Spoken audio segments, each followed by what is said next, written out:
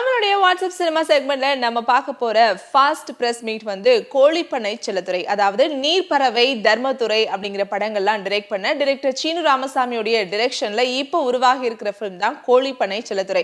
இந்த ஃபிலிம் வந்து ஒரு தங்கச்சி அண்ணன் பாசத்துக்கு நடுவுல நடக்கக்கூடிய விஷயங்களை சொல்ற மாதிரியான கதை அம்சத்தோட இந்த ஃபிலிம் வந்து உருவாகி இருக்கு. படம் இந்த வாரம் ரிலீஸ் ஆக இருக்கு. படத்துடைய பிரஸ் மீட்டும் சமீபத்தில் தான் நடந்தது. இந்த பிரஸ் மீட்ல நிறைய திரைப்பிரபலங்கள்லாம் கலந்துக்கிட்டாங்க. அண்ட் விஜய் சேதுபதியும் கலந்துக்கிட்டாரு. என்ன மாதிரியான விஷயங்கள்லாம் ஷேர் பண்ணியிருக்காங்க அப்படிங்கிறத பார்த்துடலாம். சீனு சாரோட எனக்கு ரொம்ப பிடிச்சது, எத்தனை முறை இந்த தேனியில் இன்னும் அவர் 100 படம் பண்ணாலும் சரி, அவரால் ஒவ்வொரு முறையும் புதுசாக ஃப்ரேம் வைக்க முடியும், புதுசாக கதை சொல்ல முடியும். அதுதான் இயக்குனர் சீனு ராமசாமி. என்ன ரகவந்தன் சாருடைய பாடல்கள் வந்து ரொம்ப நல்லா, எஸ்பெஷலி அந்த அண்ணன் தங்கச்சி பாட்டு வந்து ரொம்ப நடுவில் போன அந்த ஃப்ளூட் பீட்லாம் சூப்பராக இருந்துச்சு சார். அப்படியே உருக்கி எடுத்துருச்சு சார், ரொம்ப நல்லா இருந்துச்சு சார். இது எப்படி இருக்குன்னா பாஸ்ட்டும் ப்ரெசண்ட்டும் இருக்கிற மாதிரி இருக்குது என்னோடதில்.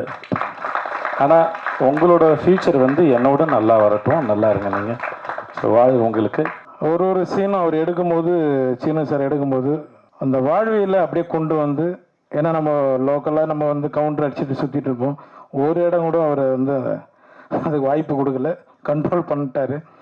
இப்போ படமாக பார்க்கும்போது அது ரொம்ப சந்தோஷமாக இருக்குது. ஷூட்டில் வந்து ஒவ்வொரு முறையும் அண்ணா நான் கரெக்டாக நடிச்சிட்டேன், கரெக்டாக நடிக்கிறேன்னான்னு கேட்பான். நானே கரெக்டாக நடிக்கிறேன்னு தெரிலடா, நீ வேறு கம்மிடுறா அப்படின்னா. ஏன்னா அவர் சார் எந்த டைமில் எப்படி டைலாக் மாற்றுவார்னு தெரியாது, அந்தளவுக்கு லைவாக போவார் எல்லா இடத்துலையும். ஏகன் இந்த மூளை சொன்ன மாதிரி தான், ஆண்டவன் கட்டளை, யார் என்ன சொன்னாலும் அவன் உயரத்தில் கொண்டு போகிறது கொண்டு போயிடுவான். ரொம்ப நன்றி தம்பி. எல்லாருக்கும் நான் நன்றி தெரிவிச்சுன்னா, பத்திரிகையாளர்களுக்கும் மற்ற எல்லா தயாரிப்பாளர் சார். நீங்கள் எதுவுமே பண்ணல சார், அதனால தான் சார் எனக்கு ரொம்ப பிடிச்சவர். ஆண்டவன் கட்டளைருந்து ஆரம்பித்தேன் சார். நானும் யோகி பாபு டேட் நடிக்க கிடைக்கிறதே கஷ்டம், இசை வெளியீட்டுலாக்கெல்லாம் வந்துருக்கு. எல்லாருக்கும் ரொம்ப நன்றி சார். ஓகே ஓகே சார், பார்க்க போகலாம். Thank you sir. இந்த கோழிப்பண்ணை செல்லத்துறை என்கிற இந்த படம் சிறந்த நடிப்பு அப்படின்னா என்ன? நடிப்பு சொல்லிக் கொடுக்குற வாத்தியார் கிடையாது, நடிப்பை வாங்குகிற வாத்தியார். இசைஞானி இளையராஜா வயலினே வாசிக்க தெரியாத ஒருத்தரை கூப்பிட்டு இந்த பாட்டுக்கு ரெக்கார்ட் பண்ணணும்னு ட்ரை பண்ணார்னா அந்த பாட்டை செய்ய முடியுமா? அவருக்கு வயலின் வாசிக்கிறது எப்படின்னு கற்றுக் கொடுத்து அதுக்கப்புறம் ஒரு சாங்கை ரெக்கார்ட் பண்ணணும்னு நினச்சாருன்னு வச்சுக்கோங்க, முடியுமா? மிகச்சிறந்த வயலின் வித்வான்களை அவர் அழைக்கிறார், மிகச்சிறந்த ராகங்களை அவர் வாங்கிக்கிறார். இதுதான் பாயிண்ட்டு. அப்படி ஏகன் என்னிடம் வரும்போது முழு தகுதியோடு வந்த ஒரு இளைஞர். நான் அந்த இன்ஸ்டாகிராம் பார்த்தேன். அந்த இன்ஸ்டாகிராமில் அபிநயம் பிடிச்சா ஒரு பொண்ணு ஆடிட்டே இருந்துச்சு. யாரா அது, கருப்பாக இருக்கிற கேர் விஷயம் தான் இருக்குது, கூப்பிடுங்களா அப்படின்னு சொன்னேன். அதுக்கப்புறம் சங்கர் தம்பி தான் கூப்பிட்டு வந்தாப்புல. எனக்கு வந்து என்னென்னா, நம்ம அந்த ஊரோட மனத்தோடு இருக்கணும். ஏன்னா நான் வந்து என்னென்னா, நிறைய படங்களில் கொண்டு போய் பெயிண்ட் அடித்து பிள்ளைகளை பூரா கலரை டல் பண்ணி வெயிலில் அலைய விட்டு ரொம்ப கஷ்டப்படுத்தி இருக்கோன்றத இயல்பாகவே அழகாக வரணும் அப்படின்றதுக்காண்டி அப்படி நாங்கள் வந்து இந்த படத்தில் நான் செலக்ட் பண்ணேன். நல்ல விஷயங்களை இந்த படத்தில் நாங்கள் சொல்லியிருக்கோம். அரசு மருத்துவமனையை நாங்கள் கொண்டாடி இருக்கோம். ஏன்னா அரசு மருத்துவமனைக்கு யாருமே போகிறதில்லை, ஆனால் அரசு மருத்துவமனையை நாங்கள் கொண்டாடி இருக்கிறோம். இந்த படத்தில் அரசு மருத்துவர்களையும் நாங்கள் வந்து பெருமைப்படுத்தியிருக்கிறோம்.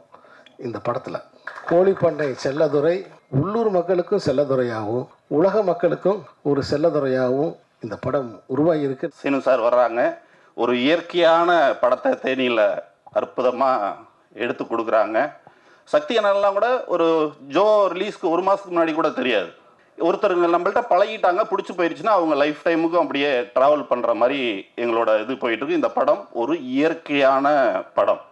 அதுக்கு என்ன காரணம்னா, ஃபஸ்ட்டு எடுத்தோடனே நம்ம வயலில் நெல் தெளிப்போம், நாற்று வளர்ந்துடும். நாற்று வளர்ந்ததுக்கப்புறம் அப்படியே விட்டுற மாட்டோம், அந்த நாற்றை எடுத்து இன்னொரு இடத்துல நடுவோம். அது ஃபஸ்ட்டு 15 நிமிஷம் படத்தில். அது மாதிரி ஒரு 15 நிமிஷத்துக்கு அப்புறம் அடுத்த இடத்துல எடுத்து நடுவாங்க. அதுக்கப்புறம் உரம் போடுவாங்க, தண்ணி ஊற்றுவாங்க, தண்ணி பாய்ச்சுவாங்க. அது வளர்ந்து அந்த அறுவடை பண்ணுற நேரம் வரும்போது அப்படி கருது செழிப்பாக நிற்கும்ல, அப்படி இருக்கும் கடைசி 40 நிமிஷம். அருமையான அறுவடை இந்த படத்துக்கு இருக்கு அப்படின்றது எனக்கு 100% தெரியும். செல்லமுத்துவா இருந்து செல்லதுறையா வந்து ஒரு டிரான்ஸ்ஃபர்மேஷன், கணக்காணும் காலங்கள்ல இருந்து இன்னொரு ஹீரோ தமிழ் சினிமாவுக்கு. ரொம்ப ரொம்ப சந்தோஷமா இருக்கு. படத்தில் நிறைய ஹார்ட் ஒர்க் தெரியுது, நல்லா நடிச்சிருக்க, இன்னும் அழுதெல்லாம் நடிச்சிருக்க அப்படிங்கும்போது ரொம்ப அது பார்க்கும்போதே ஃபீல் ஸோ குட். நல்லா நடிக்கிறான் அவன் அப்படின்ற மாதிரி இருந்தது. எங்கள் எல்லாருக்கும் பண்ணதை நம்ம பையனுக்கு எப்படி விட்டுருவீங்க அப்படின்றத நாங்கள் எல்லாருமே பேசிகிட்டு இருந்தது. ஸோ கோழிப்பண்ணை செல்லதுரைக்கு அதே ஆரம்ப காலத்தில் தம்பி இந்த ஃப்ரம் த ஃபர்ஸ்ட் டே அந்த பவுண்ட் அவர் கைக்கு வந்ததுலேருந்து அந்த முழு படத்தையும் உங்களுக்கு எப்படி வேணுமோ அப்படி எடுங்கன்றது ப்ரொடியூசர் நிறைய பேர் சொல்லுவாங்க. ஆனால் அதை கரெக்டாக செய்கிறது அருளானந்த் சார் தான். ஸோ அவர் அந்த படத்தில் என்ன தேவையோ அது எல்லாத்தையுமே கொடுத்துருப்பீங்க அப்படின்றது தெரியுது. ரொம்ப எமோஷ்னலி ஹிட் பண்ணுது. ஸோ தங்கச்சிகளுக்கு அண்ணனாக இருக்க எல்லாருக்குமே ரொம்ப க்ளோஸ் டு த ஹார்ட்டாக இருக்கும்னு நான் நம்புகிறேன். சீனு ராமசாமி சார் மண்மனம் மாறாமல் அந்த மண்மனத்தை திரையிலிருந்து நம்மளோட மனசுக்கு நேராக கொண்டு போகக்கூடிய நல்ல டைரக்டரில் மிக முக்கியமான டைரக்டர் சீனு ராமசாமி சார்.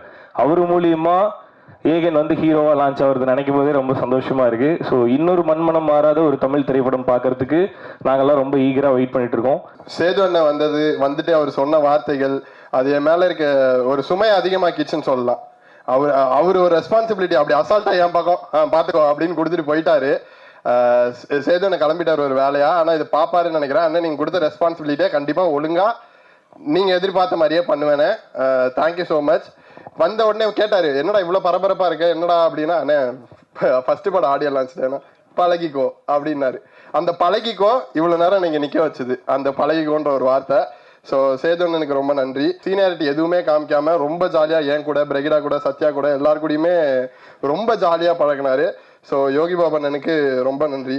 கணக்கானும் காலங்கள் எப்படி ஒரு ஸ்கூல் லைஃபோ அதே மாதிரி என்னோட ஸ்கூல் நான் இப்போ கற்றுக்கிட்டது எல்லாத்தையும் ஒரு 2 வருஷம் எங்கேயாச்சும் பண்ணி பார்க்கணும்ல, அப்படி ஒரு இடம் தான் எனக்கு கணக்கானும் காலங்கள். அதுக்கப்புறம் ஜோன் ஒரு படம். ஜோன்ற படத்தில் அது இன்னும் கொஞ்சம் அதிகமாச்சு. எக்ஸ்ட்ராவாக கற்றுக்கிட்டு அது காலேஜ். இப்போ சீனு ராமசாமின்னு ஒரு யூனிவர்சிட்டியிலேருந்து வெளில வந்திருக்கேன். அப்போ அது எவ்வளோ பெரிய விஷயம்னு பார்த்துக்கோங்க அவர்கிட்ட இருந்து கற்றுக்கிட்டது. சின்ன எக்ஸாம்பிள் தான்.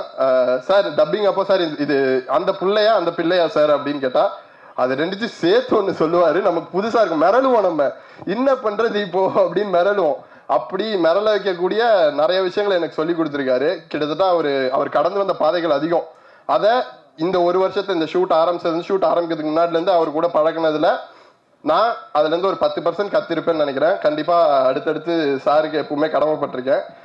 Thank you so much sir. கிட்டத்தட்ட ஒரு 1.5 வருஷத்துக்கு அப்புறம் நான் நடித்த படம் வெளிவருது. கோழி பண்ண செல்லதுரை லீடா. எல்லாருக்குமே வந்து சினிமா வந்து ஒரு வாட்டி தான் கை கொடுக்கும்னு சொல்லுவாங்க. ஏன்னா அப்போ நம்ம யூஸ் பண்ணிக்கலன்னா 2வது வாட்டி தரும். அது எப்போன்னு தெரியாது. அது வரைக்கும் ஹார்ட் ஒர்க் பண்ணணும் எல்லாம் ஓகே. பட் இவ்வளோ சீக்கிரமாக எனக்கு வந்து அது நடந்தது ரொம்ப பாக்கியமாகவும் ரொம்ப பெருமையாகவும் இருக்குது எனக்கு. ஸோ நான் ஏன் சொன்னேன்னா, சீனு சார் படத்தில் வாய்ப்பு கிடைக்கலன்னு நான் ஃபீல் பண்ண டைமில் எனக்கு இது கிடச்சிது.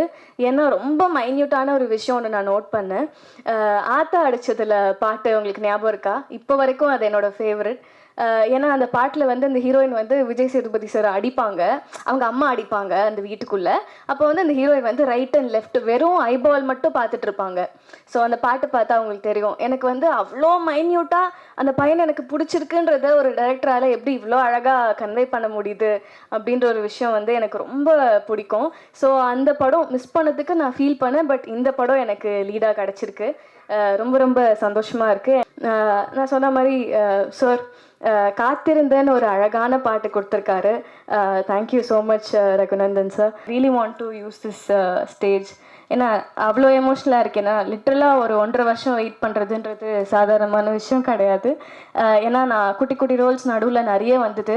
எனக்கு என்னென்னா மீனிங்ஃபுல்லாக நான் ஒரு படமோ கேரக்டரும் பண்ணணும்னு ரொம்ப ஆசை.